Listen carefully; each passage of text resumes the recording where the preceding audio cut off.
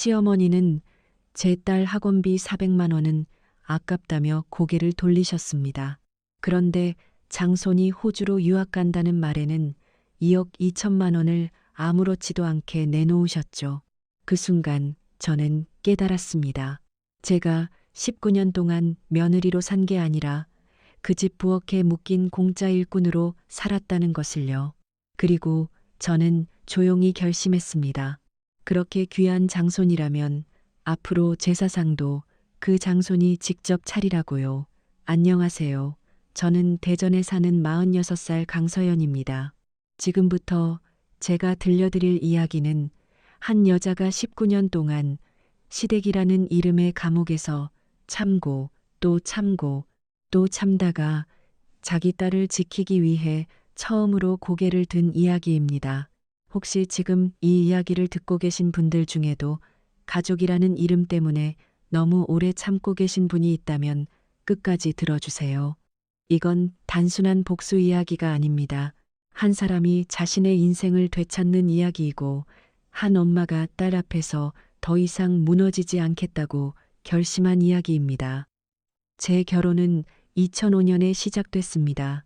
그때 저는 27이었고 남편 유민재는 30이었습니다. 우리는 대전 서구의 오래된 아파트에서 신혼살림을 시작했어요. 시어머니 장말순 여사님 댁은 차로 20분 정도 떨어진 중구에 있었죠. 처음에는 그 거리가 참 다행이라고 생각했습니다. 너무 멀지도 않고 너무 가깝지도 않고 어른들께 무슨 일이 생기면 금방 갈 수 있고 명절이나 생신 때도 편하게 챙길 수 있을 거라 생각했어요. 저는 그때 정말 몰랐습니다. 그 20분이라는 거리가 제 인생에서 가장 질긴 목줄이 될 줄은요. 결혼하고 얼마 지나지 않아 시어머니는 하루가 멀다 하고 전화를 하셨습니다. 서연아, 엄마가 허리가 좀 아픈데 와서 청소 좀 해라. 서연아, 내일 친척들 오니까 반찬 좀 해놓고 가라. 서연아, 약이 떨어졌는데 네가 좀 사다 줘라. 서연아, 이번 주말에 제사 준비해야 하니까 아침 일찍 와라. 처음에는 당연히 해야 하는 일이라고 생각했습니다. 며느리가 되었으니 어른을 챙기는 게 도리라고 믿었고 남편도 늘 그렇게 말했거든요. 엄마 혼자 계시잖아. 당신이 조금만 이해해줘. 조금만. 그 말이 19년이 될 줄은 정말 몰랐습니다. 남편에게는 형이 한 명 있었습니다. 큰아들 유석환, 그리고 그의 아내 백지영, 두 사람은 인천 송도에 있는 고급 아파트에 살았습니다. 외제차를 몰고 여행을 다니고 명절 때마다 비싼 옷을 입고 나타났지만 이상하게도 시댁 일에는 늘 바빴고 늘 피곤했고 늘 멀었습니다. 하지만 저는 가까웠습니다. 그래서 모든 일이 제 몫이 됐습니다. 시댁에는 1년의 제사가 7번이나 있었습니다. 여기에 설날, 추석, 시어머니 생신까지 더하면 거의 한 달에 한 번꼴로 큰 상을 차려야 했죠.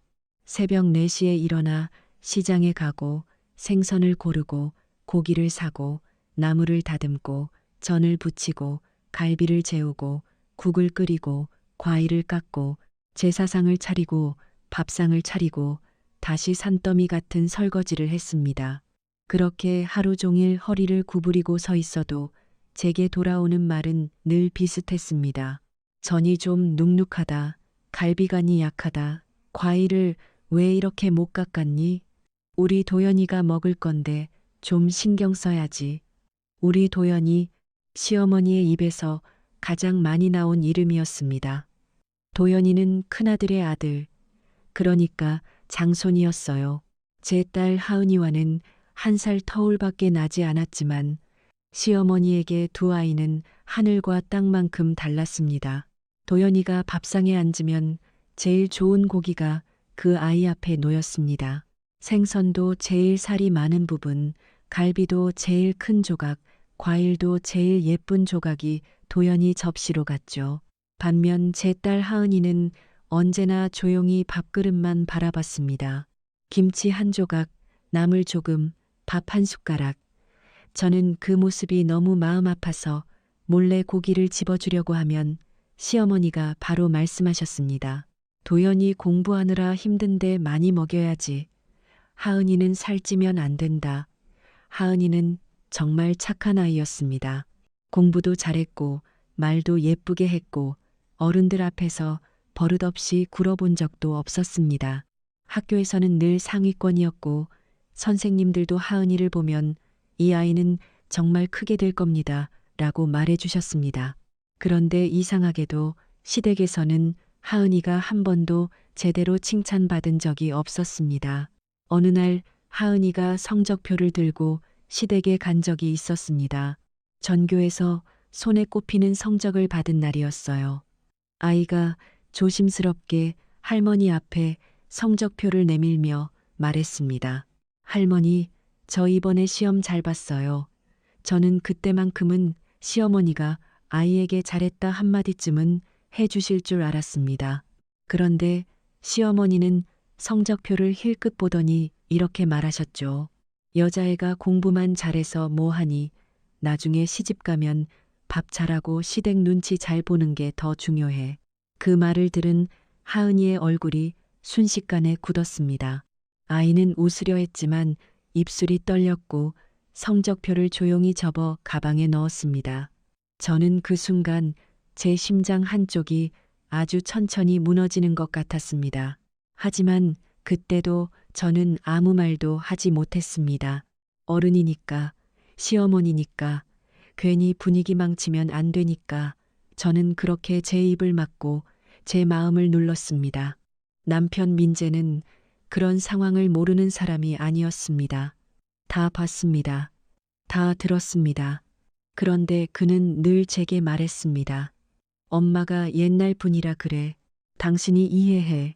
형네는 멀리 살잖아. 우리가 가까우니까 조금 더 해야지. 괜히 말대꾸했다가 집안 시끄러워지면 좋을 거 없잖아.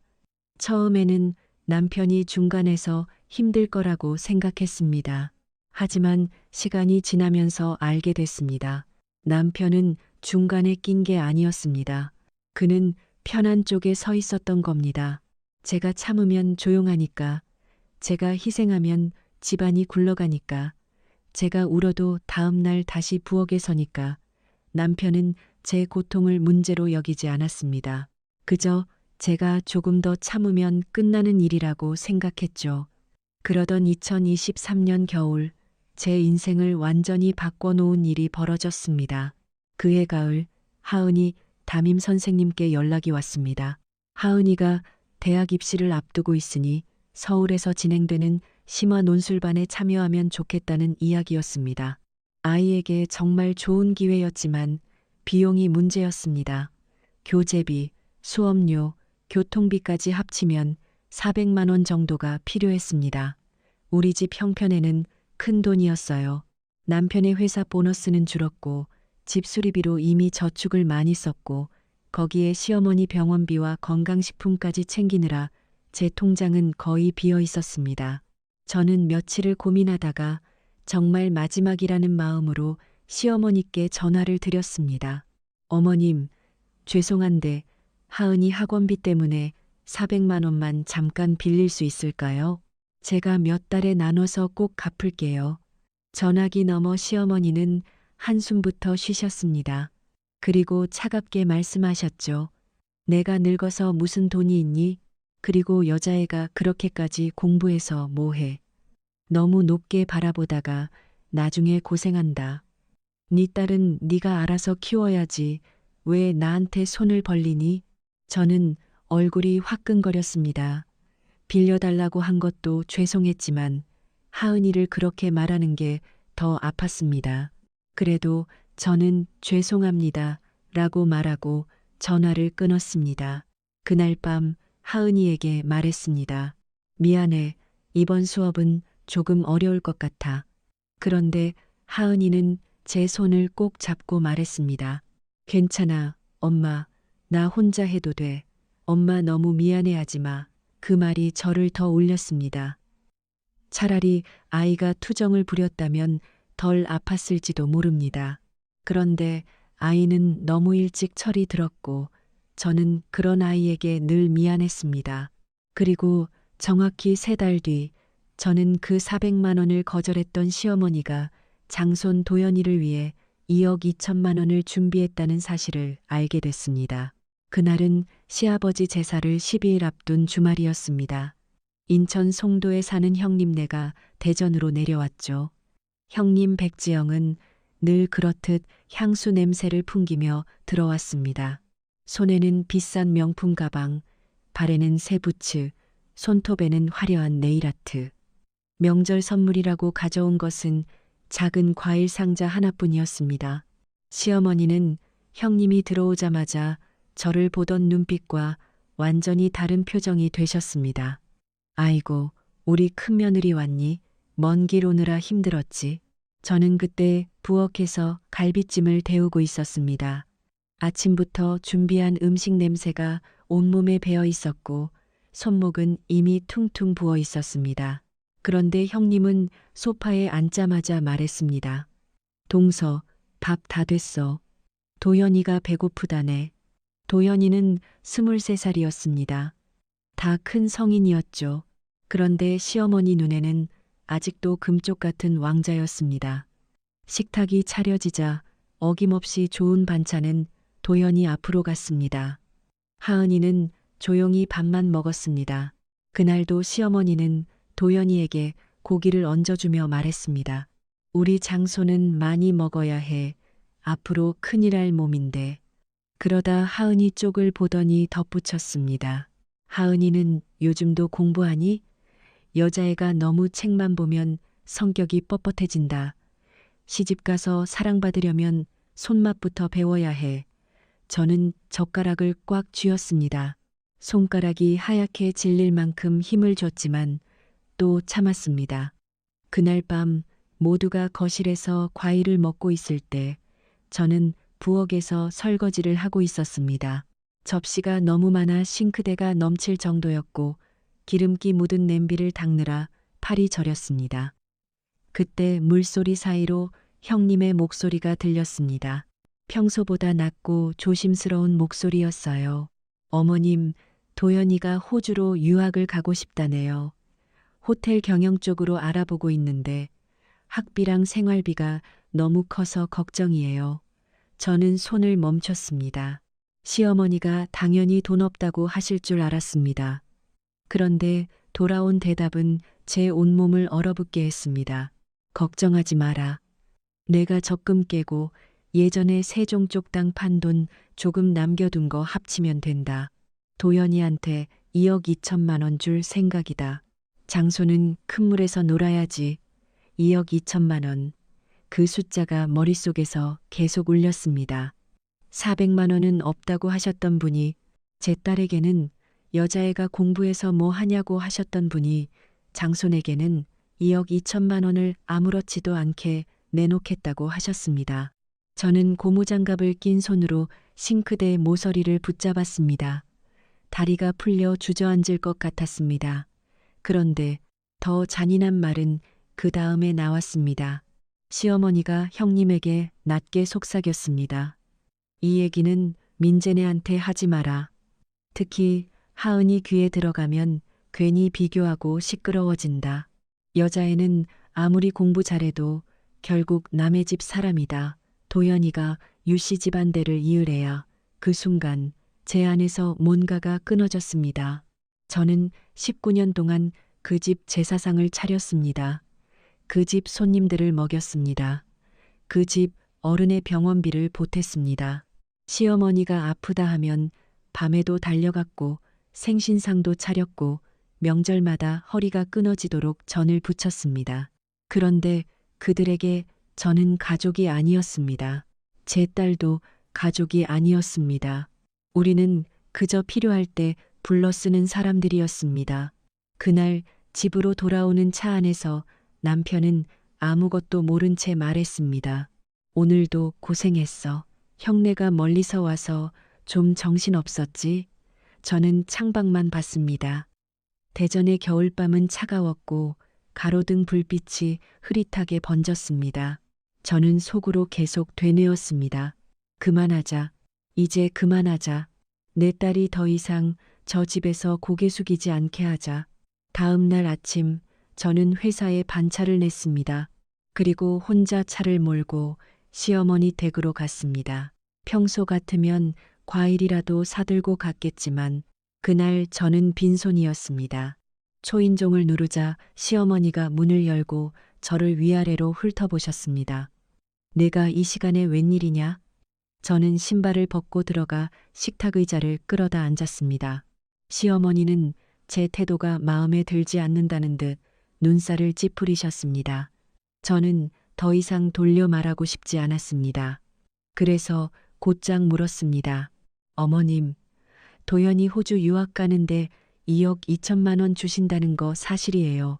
시어머니 얼굴이 순간 굳었습니다. 눈동자가 흔들렸고 입술이 살짝 벌어졌습니다. 하지만 곧 표정을 바꾸셨습니다. 네가 그걸 어떻게 알았니? 아니, 알아도 그렇지.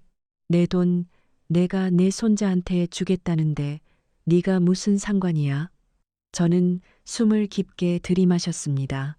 어머님, 하은이 학원비 400만 원 빌려달라고 했을 때는 돈 없다고 하셨잖아요. 그때 하은이한테는 여자애가 공부해서 뭐 하냐고 하셨잖아요. 시어머니는 코웃음을 치셨습니다. 하은이랑 도연이가 같니? 도연이는 장손이야. 집안대를 이으려고 나중에 집안을 일으킬 애야. 하은이는 딸이잖아. 결국 시집 가면 남의 집 사람인데. 그 말을 듣는 순간 제 가슴 속에 마지막으로 남아있던 예의라는 것이 모두 타버렸습니다. 저는 천천히 일어섰습니다. 어머님, 저도 누군가의 딸이에요. 제 부모님에게는 저도 귀한 딸이었습니다.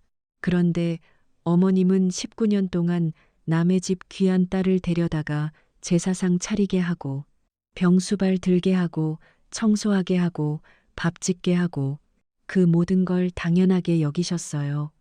시어머니가 소리를 높이셨습니다. 며느리가 그 정도 하는 게 뭐가 대단하다고 유세야. 저는 그 말에 오히려 차분해졌습니다. 맞아요. 어머님은 그렇게 생각하시겠죠. 그래서 오늘부터 안 하겠습니다. 저는 더 이상 이 집 제사상 안 차립니다. 명절 음식도 안 합니다. 병원 간병도 안 합니다. 청소도 안 합니다. 전화 오면 달려오는 일도 없을 겁니다. 시어머니는 벌떡 일어나셨습니다. 너 지금 제정신이야? 저는 똑바로 바라보며 말했습니다. 네, 19년 만에 처음으로 제정신입니다. 도현이가 2억 2천만 원을 받았으니 앞으로 제사도 도현이가 지내면 되겠네요. 장손이 그렇게 귀하면 조상님 덕도 장손이 받아야죠. 제 딸이 남의 집 사람이라면 저도 오늘부터 남입니다. 시어머니는 뒷목을 잡고 비틀거리셨습니다. 예전 같으면 저는 놀라서 달려가 부축했을 겁니다. 하지만 그날은 움직이지 않았습니다. 시어머니가 이 불효막심한 것이라고 소리치는 것을 뒤로하고 저는 현관문을 열었습니다. 문을 닫기 전 마지막으로 말했습니다. 12일 뒤 아버님 제사 저는 안 갑니다. 형님께 미리 말씀하세요. 2억 2천만 원짜리 효도 이번엔 그쪽에서 하시라고요. 집으로 돌아왔을 때 남편은 제 얼굴을 보고 뭔가 잘못됐다는 걸 느꼈는지 조심스럽게 물었습니다. 무슨 일이야? 저는 그동안 들은 것, 말한 것, 시어머니가 하은이를 어떻게 표현했는지 모두 말했습니다. 저는 남편이 분노해 주길 바랐습니다. 적어도 이번만큼은 제 편이 되어 주길 바랐습니다. 그런데 남편은 한참 침묵하더니 이렇게 말했습니다. 그래도 그건 엄마 돈이잖아. 형네가 멀리 있으니까 엄마가 좀 챙겨주고 싶었을 수도 있지. 당신이 너무 예민하게 받아들인 거 아니야? 저는 그 순간 남편을 처음 보는 사람처럼 바라봤습니다. 예민? 당신 딸이 남의 집 사람이라고 무시당했어. 당신 아내가 19년 동안 공짜 식모처럼 부려졌어. 그런데 예민하다고? 남편은 눈을 피했습니다. 저는 낮고 또렷하게 말했습니다. 당신이 제일 나빠. 어머니가 나를 함부로 대한 건 당신이 막아주지 않았기 때문이야.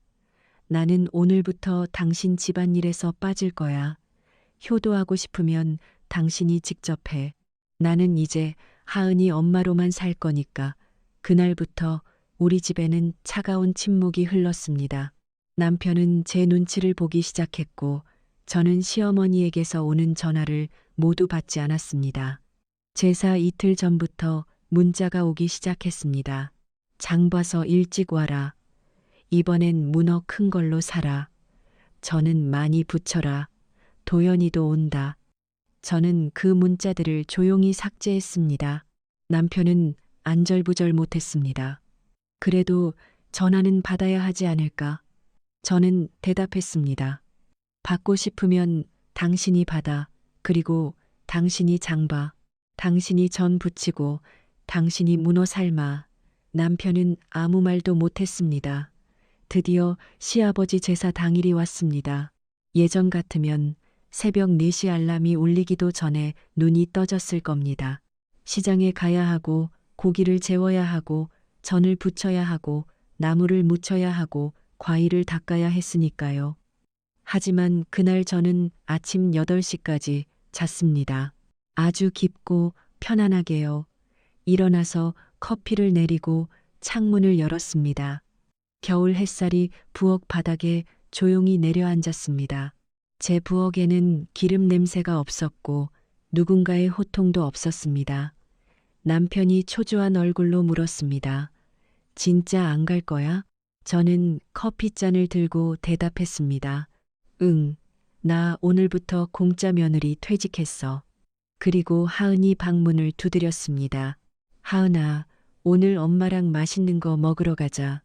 하은이가 놀란 눈으로 나왔습니다. 오늘 할아버지 제사 아니야? 저는 딸의 머리를 쓰다듬었습니다. 맞아. 그런데 오늘부터 그 제사는 엄마가 혼자 울면서 준비하는 날이 아니야. 오늘은 우리 둘이 웃는 날이야. 우리는 옷을 차려입고 집을 나섰습니다. 남편은 현관에서 우리를 붙잡지도 못하고 멍하니 서 있었습니다. 저는 하은이를 데리고 대청호 근처 호텔 레스토랑으로 갔습니다. 통유리 너머로 겨울 호수가 보였고 테이블 위에는 하얀 식탁보가 깔려 있었습니다. 하은이는 메뉴를 보며 눈을 동그랗게 떴습니다. 엄마, 여기 비싸지 않아? 저는 웃었습니다. 오늘은 괜찮아. 엄마가 19년 동안 남의 밥상 차렸으니까 오늘 하루쯤은 우리도 대접받아도 돼. 우리는 스테이크를 먹고 해산물을 먹고 케이크를 먹었습니다. 하은이가 웃는 모습을 보는데 눈물이 날 뻔했습니다. 저 아이는 그동안 시댁 식탁에서 얼마나 많은 것을 참았을까요? 먹고 싶은 반찬도 마음껏 집지 못하고 칭찬받고 싶은 순간에도 고개를 숙였던 내 딸, 저는 그제야 깨달았습니다. 제가 참는 동안 제 딸도 함께 참고 있었다는 것을요. 저녁 6시가 조금 지나자 휴대폰이 미친 듯이 울리기 시작했습니다. 시어머니, 남편, 형님, 아주버님. 전화가 끊기면 다시 오고 메시지가 오고 또 전화가 왔습니다. 저는 일부러 받지 않았습니다. 휴대폰 화면에는 부재중 전화가 하나둘 쌓였습니다. 10통, 20통, 30통. 결국 42통이 넘었습니다. 메시지도 31개나 와 있었습니다. 너 지금 어디야? 제사 시간 다 됐다. 음식은, 문어는, 장난 그만하고 빨리 와라. 하은이가 걱정스러운 얼굴로 물었습니다. 엄마, 괜찮아? 저는 물을 한 모금 마시고 말했습니다. 응, 이제 끝내야 할 때가 됐어. 그리고 전화를 받았습니다. 수화기 너머로 시어머니의 날카로운 목소리가 터져 나왔습니다. 너 지금 어디야? 제사 시간이 됐는데 안 오고 뭐 하는 거야? 상은, 음식은, 문어는 어디 있어? 저는 이상할 만큼 침착했습니다. 어머님, 저 며칠 전에 분명히 말씀드렸잖아요. 저 제사 안 간다고요. 시어머니는 숨이 넘어갈 듯 소리쳤습니다. 네가 며느리로서 도리를 저버리고도 무사할 줄 알아? 저는 조용히 말했습니다. 며느리 도리는 19년 동안 충분히 했습니다. 이제는 장손 도리 차례 아닌가요? 전화기 넘어가 잠시 조용해졌습니다. 저는 이어 말했습니다. 도연이가 2억 2천만 원 받았잖아요. 돈도 사랑도 기대도 다 장손한테 가는데 왜 책임만 저한테 옵니까? 오늘부터 제사상은 도연이가 차리세요. 조상님도 가장 많은 혜택 받은 사람이 챙기는 걸 좋아하시지 않겠어요? 그때 형님 백지영이 전화를 빼앗은 듯 했습니다. 서연아, 너 지금 뭐 하는 거야? 나는 제사 음식 할 줄 모르는 거 알잖아. 지금 와서 이러면 어떡해? 저는 웃음이 나왔습니다. 형님, 저도 처음부터 알았던 거 아니에요. 19년 동안 하다 보니 배운 거죠. 형님도 배우세요. 아니면 2억 2천만 원에서 출장 요리 부르시면 되겠네요. 형님은 말문이 막힌 듯 했습니다. 옆에서는 시어머니가 그년 당장 오라고 해 하고 악을 쓰고 있었습니다. 저는 마지막으로 말했습니다. 어머님, 하은이는 남의 집 사람이라면서요. 그럼 하은이 엄마인 저도 남입니다. 남의 집 사람이 왜 유씨 집안 제사상을 차립니까? 오늘부로 저와 하은이는 빠지겠습니다. 그리고 전화를 끊었습니다. 손끝이 조금 떨렸지만 마음은 이상하게 가벼웠습니다. 마치 아주 오래 잠겨있던 문을 열고 밖으로 나온 기분이었습니다. 그날 밤 시댁은 그야말로 난리가 났다고 합니다. 나중에 남편에게 들은 이야기인데 형님은 냉장고를 열고 뭘 해야 할지 몰라 서 있었고 아주버님은 급하게 마트로 뛰어가 즉석 음식과 과일을 사왔다고 합니다. 밥은 질게 되고 국은 짜고 생선은 겉은 타고 속은 안 익었고 저는 기름을 너무 많이 먹어 흐물거렸다고 했습니다. 도연이는 소파에 앉아 나 배고픈데 언제 먹어 하고 짜증을 냈고 시어머니는 그 꼴을 보며 뒷목을 잡고 쓰러질 듯 소리쳤다고 합니다. 19년 동안 서연이가 하던 걸 너희는 왜 하나도 못하냐 그 말. 저는 그 말을 듣고 오히려 웃었습니다. 이제야 알았구나. 내가 해온 일이 아무것도 아닌 게 아니었다는 걸. 그들이 밥상 앞에서 당연하게 받아먹던 모든 것들이 사실은 누군가의 허리 통증, 손목 통증, 눈물, 참음으로 만들어졌다는 것을요. 제사 다음 날 형님에게서 문자가 왔습니다. 어머님 병원 가셨어. 혈압이 너무 올라서 입원하셨다. 네가 이렇게 만든 거니까 와서 간병해. 저는 한참 그 문자를 바라보다가 답장을 보냈습니다. 형님이 많이 놀라셨겠어요. 하지만 장손의 어머니가 곁에 계시니 제가 감히 나설 자리가 없네요. 2억 2천만 원 받은 효자 손자와 그 부모님이 정성껏 돌보시면 어머님도 금방 좋아지실 겁니다. 그리고 번호를 차단했습니다. 예전 같으면 저는 병원으로 달려갔을 겁니다. 죽을 끓이고 물을 떠드리고 밤새 간병하고 다음 날 출근했을 겁니다. 하지만 이제는 아니었습니다. 병원에서 형님은 며칠도 버티지 못했다고 합니다. 시어머니는 입원해서도 계속 명령하셨답니다. 물 떠와라, 사과 깎아라, 다리 좀 주물러라, 간호사 불러라, 죽이 식었다, 베개가 불편하다, 평생 손에 물 한 방울 안 묻히고 시댁에서 손님 대접만 받아온 형님이 그걸 견딜 리 없었습니다. 결국 형님은 병실에서 시어머니와 크게 싸우고 인천으로 올라가 버렸다고 했습니다. 시어머니는 큰며느리에게도 버림받고 장손에게도 제대로 연락받지 못하고 병실에 혼자 남았습니다. 며칠 뒤 시어머니는 퇴원하자마자 우리 집으로 찾아왔습니다. 저녁 무렵이었습니다. 인터폰이 울렸고 화면을 보니 시어머니가 서 계셨습니다. 한 손에는 작은 여행 가방이 들려 있었고 얼굴은 며칠 사이에 훨씬 늙어 보였습니다. 남편은 당황했습니다. 여보, 엄마야, 문 열어드려야 하지 않을까? 저는 아무 말 없이 인터폰 앞으로 갔습니다. 수화기를 들자 시어머니의 힘없는 목소리가 들렸습니다. 서연아, 문 좀 열어다오. 엄마가 갈 데가 없다. 큰애네는 전화를 안 받고 도연이는 외국 간다고 정신없고 내가 갈 데가 여기밖에 없구나. 그 말을 듣는 순간 제 마음 한쪽이 잠깐 흔들렸습니다.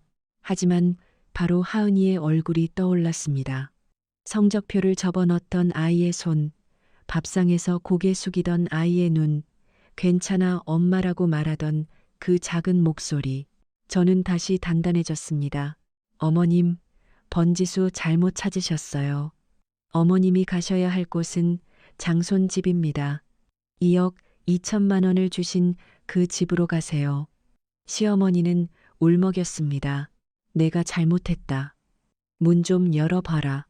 저는 천천히 말했습니다. 잘못했다는 말 한마디로 19년이 없어지지 않습니다. 그리고 하은이에게 하신 말도 없어지지 않습니다. 저희 집에는 어머님을 모실 방도 어머님의 차별을 받아줄 마음도 없습니다. 남편이 제 옆에서 작게 말했습니다. 그래도 엄마인데. 저는 남편을 돌아보며 말했습니다. 그럼 당신이 나가서 모셔. 대신 이 집으로는 못 들어와. 당신이 선택해. 남편은 입을 다물었습니다. 저는 인터폰을 껐습니다. 밖에서 한동안 시어머니가 제 이름을 불렀지만 저는 문을 열지 않았습니다. 그날이 제가 진짜로 과거와 작별한 날이었습니다. 그 후로 시간은 흘렀습니다. 처음에는 전화가 오고 친척들을 통해 말이 오고 제가 독하다는 소문도 들렸습니다. 하지만 저는 더 이상 해명하지 않았습니다. 남들이 뭐라고 하든 저는 내 딸 앞에서 부끄럽지 않은 엄마가 되고 싶었습니다. 그리고 거의 1년 뒤 인천 쪽에서 소식이 들려왔습니다. 도연이는 호주에 갔지만 공부를 제대로 하지 않았다고 합니다. 수업은 자주 빠지고 돈은 흥청망청 쓰고 나중에는 온라인 도박 비슷한 것에까지 손을 댔다고 했습니다. 결국 2억 2천만 원 중 거의 1억 7천만 원을 날렸고 추가로 돈을 보내달라고 연락했다는 말이 돌았습니다. 형님은 시어머니를 원망했고 아주버님은 술이 늘었고 시어머니는 충격으로 다시 병원에 실려갔다고 했습니다. 저는 그 소식을 듣고 기쁘다기보다는 이상하게 허탈했습니다. 저렇게 될 것을 왜 몰랐을까? 사랑은 책임을 가르쳐야 하는데 시어머니는 사랑이라는 이름으로 도연이를 망치고 있었던 겁니다. 반면 하은이는 묵묵히 자기 길을 갔습니다. 학원에 가지 못했던 시간도 있었고 혼자 밤늦게까지 공부한 날도 많았습니다. 저는 더 이상 시댁의 돈과 시간을 빼앗기지 않게 되자 그 에너지를 모두 하은이에게 쏟았습니다. 아이가 필요하다는 책을 사주고 조용히 공부할 공간을 만들어주고 가끔은 맛있는 밥을 먹이며 말했습니다. 하은아, 너는 누구의 허락을 받아야 가치 있는 사람이 되는 게 아니야. 너는 이미 충분히 귀한 사람이야. 그리고 2024년 가을, 하은이는 고려대학교 합격 통지서를 받았습니다. 게다가 첫해 등록금, 전액 장학금까지 받았습니다. 저는 그 합격증을 들고 한참을 울었습니다. 하은이는 저를 안고 말했습니다. 엄마, 나 해냈어. 저는 아이의 등을 꼭 끌어안고 대답했습니다. 아니야, 우리 같이 해냈어. 그 순간 시어머니의 목소리가 머릿속에 스쳐 지나갔습니다. 여자애가 공부해서 뭐하니? 시집 가면 남의 집 사람이다. 장손이랑 비교하지 마라. 저는 마음속으로 조용히 말했습니다. 보이세요, 어머님? 어머님이 무시했던 그 여자애가, 어머님이 돈 한 푼 아까워했던 그 아이가 결국 스스로 빛났습니다. 하은이는 누구의 장손도 아니었지만 제 인생에서 가장 큰 자랑이 되었습니다. 남편도 많이 달라졌습니다. 처음에는 어머니 눈치를 보며 제게 조심스럽게 말을 꺼내곤 했지만 시간이 지나면서 그는 자신이 얼마나 비겁했는지 깨닫기 시작했습니다. 어느 날 밤 그는 설거지를 하다가 제게 말했습니다. 서연아, 미안해. 나는 내가 중간에서 참고 있다고 생각했어. 그런데 사실은 당신만 참게 만들었더라. 내가 침묵한 게 당신을 얼마나 외롭게 했는지 이제야 알겠어. 저는 바로 용서한다고 말하지 않았습니다. 19년은 한마디 사과로 지워지는 시간이 아니니까요.